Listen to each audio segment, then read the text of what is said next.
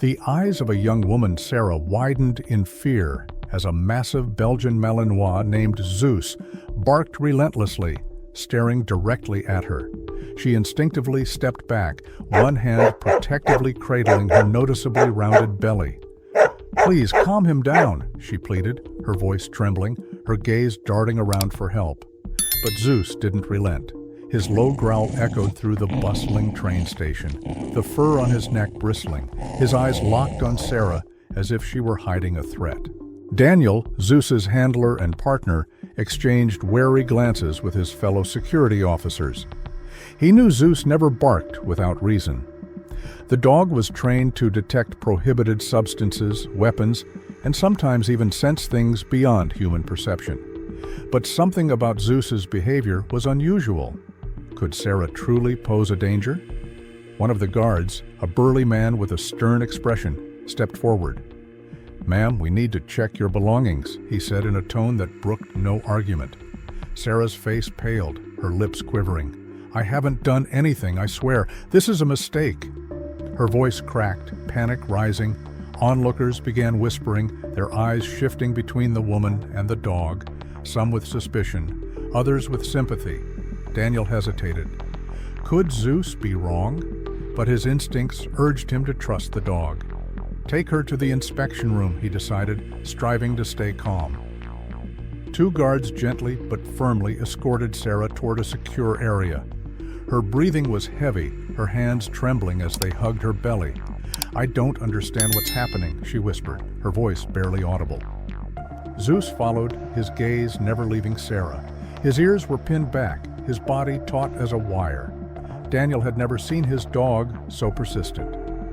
In the inspection room, one officer began searching Sarah's bag while another prepared a scanner. "Do you have any medical conditions we should know about?" a female guard asked. Sarah shook her head. "Just the pregnancy. 8th month," she replied, her voice shaky with anxiety. Meanwhile, Zeus paced restlessly outside the door, whining and scratching at the floor. Daniel frowned. This wasn't the dog's usual behavior. If Sarah wasn't carrying anything illegal, what had Zeus sensed? Tension thickened in the room, and suddenly Sarah cried out, clutching her abdomen. Her face contorted in pain, and she gasped sharply. "Something's wrong," she whispered, her voice trembling. Sweat beaded on her forehead, her breathing erratic. Daniel reacted instantly. "Call an ambulance now!" he shouted to one of the guards. Sarah, trembling, sank onto a chair, her eyes filled with fear. Outside, Zeus scratched at the door even more frantically, his whines growing louder, almost desperate. "It's not labor, it's too early," Sarah rasped, curling in on herself as another wave of pain hit. Tears streamed down her cheeks. "Please, help!" A medical team burst into the room, pushing past the security. The lead doctor, a middle-aged woman, knelt beside Sarah. "Hold on, we're getting you to a hospital," she said, checking her pulse. Daniel watched as the medics worked in sync, but his eyes kept returning to Zeus. The dog suddenly lunged toward Sarah, sniffing with renewed intensity, and let out a low, anxious growl. A chill ran through Daniel. Something was still wrong. One of the medics, a young man, paused, assessing Sarah's condition. "Wait," he said, his eyes narrowing. Carefully, he placed a hand on her belly, trying to feel for movement. A moment later, his expression turned grave. "This isn't just contractions. Something serious is happening," he said quietly. Sarah, gasping, whispered, "Save my baby." Her voice broke with terror. Daniel clenched his fists. Zeus had sensed danger before anyone else, but what exactly? The answer hit like a blow. The doctor turned to Daniel, her face grim. "She has internal bleeding. If we don't operate immediately, neither she nor the baby will survive."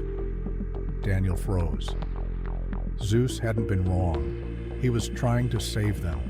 The station erupted into chaos. Medics raced with Sarah toward the ambulance, their voices sharp and urgent. Daniel and Zeus ran alongside, weaving through a crowd of stunned onlookers. Sarah's breathing grew fainter, her eyes beginning to glaze over. "Stay with us," a medic urged, gripping her hand. Zeus, usually stoic, whimpered, his gaze fixed on Sarah. It was as if he could sense her life slipping away. As they loaded her into the ambulance, she weakly turned her head. "Thank your dog," she whispered, looking at Zeus. The dog whined softly, as if responding. Daniel placed a hand on his head. "Good boy, Zeus," he said quietly. The ambulance doors slammed shut, the siren wailed, and the vehicle sped off.